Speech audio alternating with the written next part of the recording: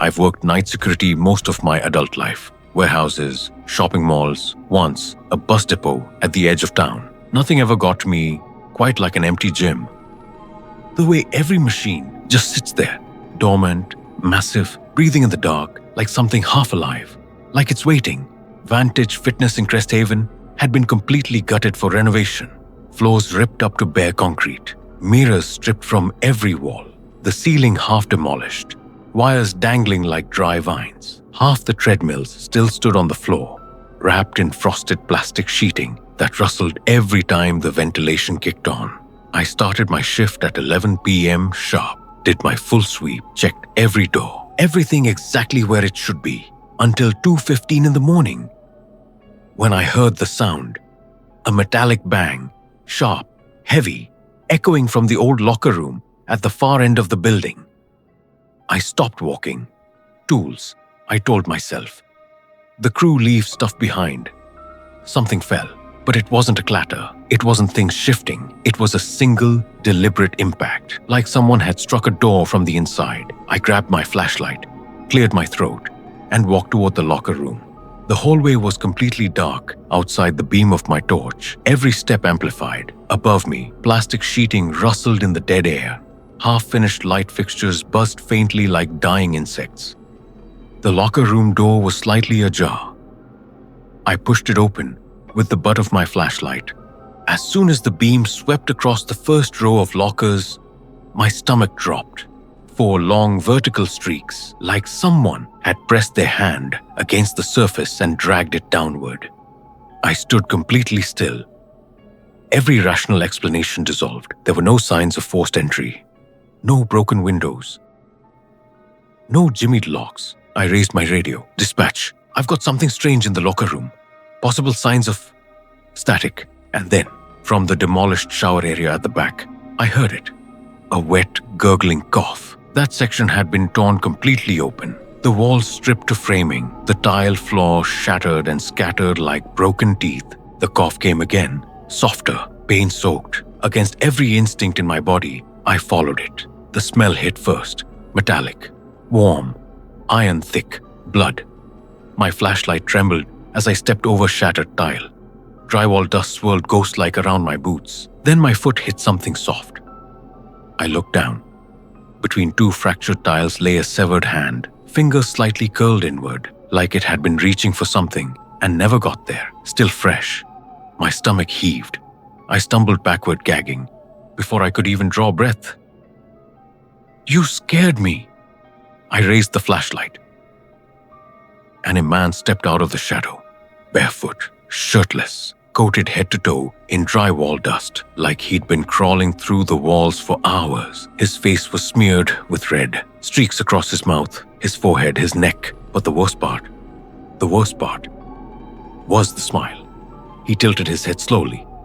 His neck cracked loud enough to hear across the room. "You know something? When construction finished tonight, they locked me in here." The flashlight climbed to his right hand, a rusted tile cutter. His own teeth were dark, matted with something that caught the light. Hair and flesh. "You see this?" He lifted it like a prize. "Works better than the new ones. The teeth on it are they just grab you and they don't let go." He lunged. I didn't think. I didn't breathe. I ran.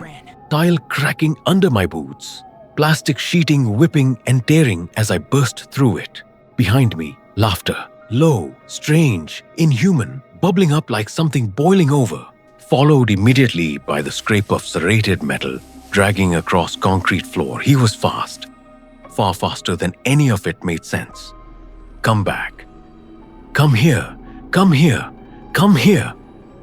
I hit the emergency exit at full speed, shouldered through it, crashed into the cold night air, and slammed it shut behind me. He hit the door from the inside like a battering ram. The whole frame shuddered. I stumbled backward, knees threatening to buckle.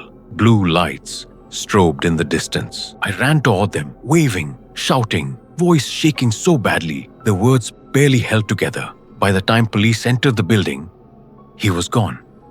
They found him an hour later, curled inside an HVAC duct in the ceiling, gripping the tile cutter across his chest. humming softly to himself. And buried in the insulation around him, hidden with careful, deliberate hands, were two more bodies. He had been living inside the gym, eating, watching, waiting, patient as something that doesn't need to breathe. I quit the next morning, didn't clean my locker, didn't file for my last paycheck, didn't say a word to anyone. I just walked out into the daylight, and I never looked back. People think the night shift is peaceful, but when you're alone in a half-gutted building, surrounded by shadows and open vents, and places where walls used to be, you're never truly alone. Some things move through the dark, some things stay behind after the workers go home, and some things have been sitting in the silence for days, just waiting. I work a 9 to 5, but my lunch break at the gym, that's mine. That's the 1 hour in the whole day where I feel completely in control. It's usually quiet, a few people lifting, everyone minding their own business. I like it that way. That afternoon, I walked into the weight room at Ironfield Fitness in downtown Portland, tied my hair, set my water bottle beside the squat rack, started my warm-up. Just the silence. I had loaded the bar for my second set when I heard a voice from behind me. "Hey, need a spotter?" I turned. A man I'd never seen before. Mid-30s maybe, soaked in sweat, like he'd been in here for hours. "No thanks." "You sure? You really shouldn't be lifting alone." I forced a smile. "I'm good, seriously." He didn't leave. Instead, he started circling me, hands on his hips, eyes moving over my body, slow and deliberate, the way you look at something you own. I ignored it.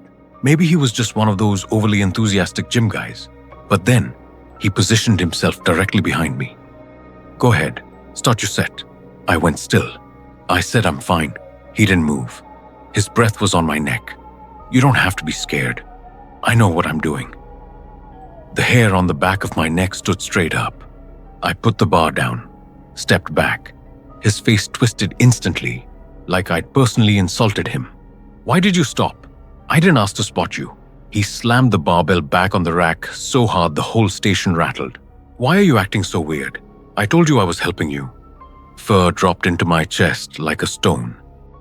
I grabbed my water bottle and walked toward the cable machines, kept my eyes forward, acted like I heard nothing. He followed me. Every step I took, he matched. Louder, closer. "You wasted my time. You girls love doing this."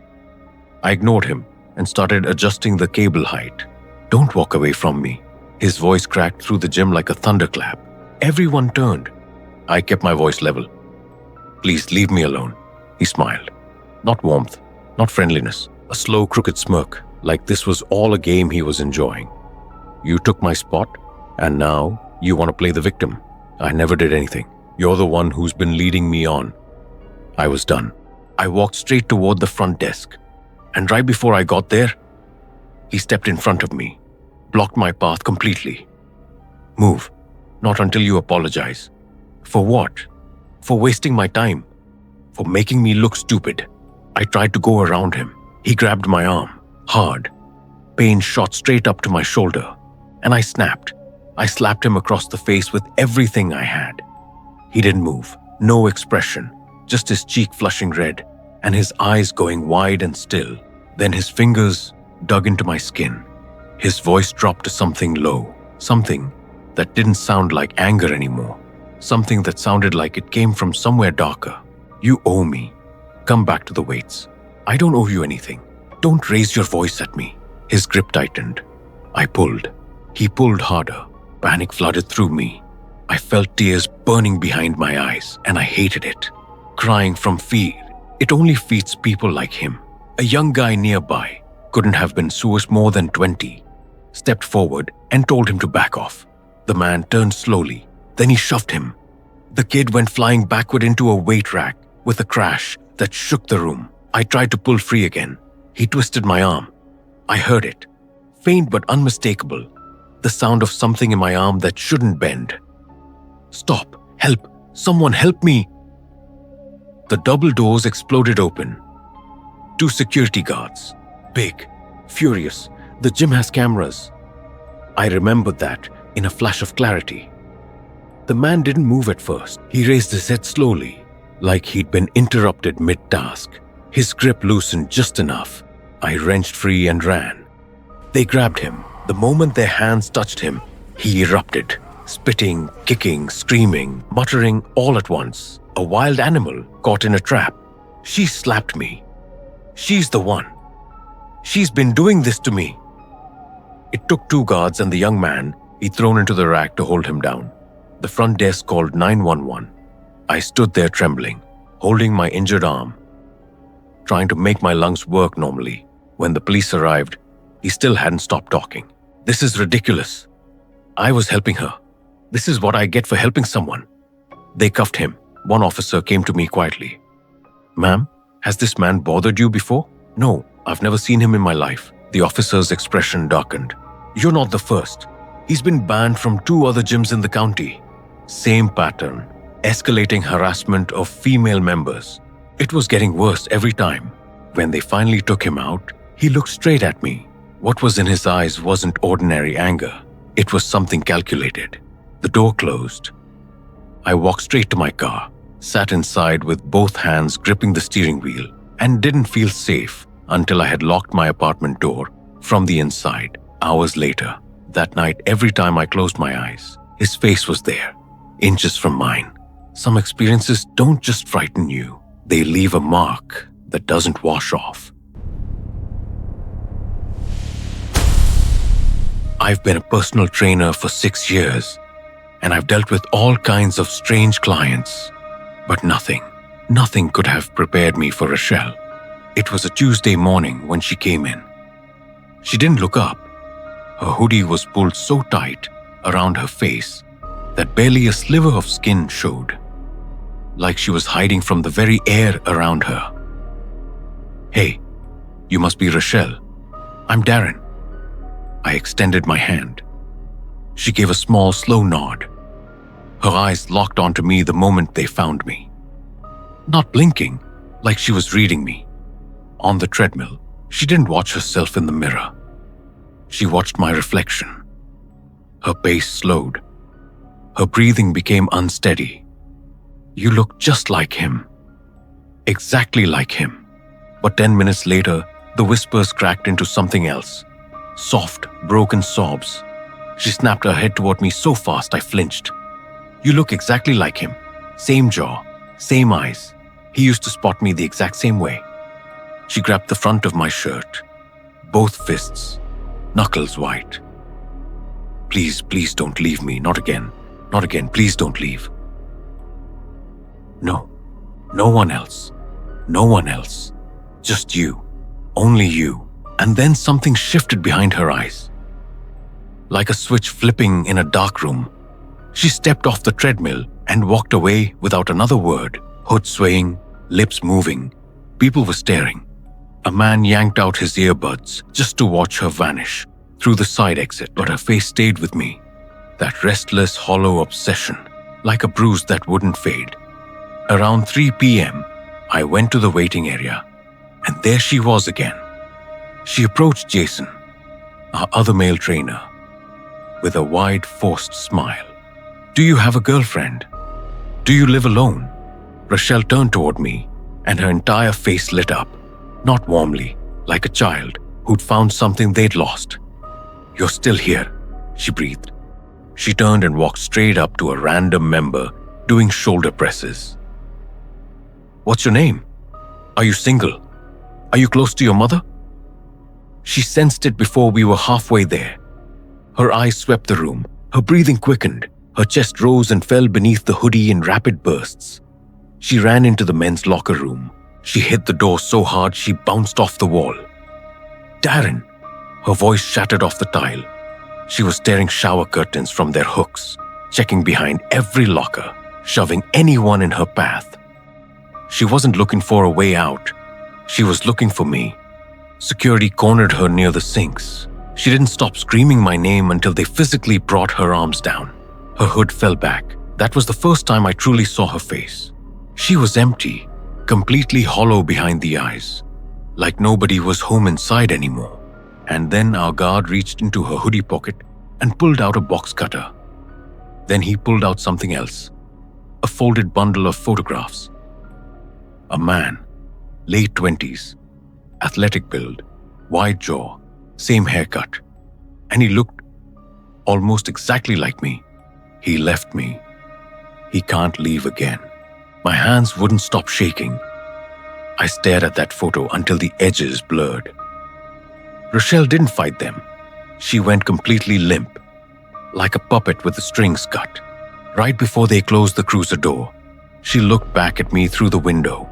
Her lips curled into a smile. Not rage, not sorrow, pure, quiet joy. Like she had finally gotten exactly what she came for. Months later, I still sleep with my phone under my pillow. I check behind my car twice before I unlock it. I moved apartments. And some nights, I still hear her voice bouncing off those tile walls in the dark, like it never stopped echoing. She was looking for a ghost, and she believed I could become him.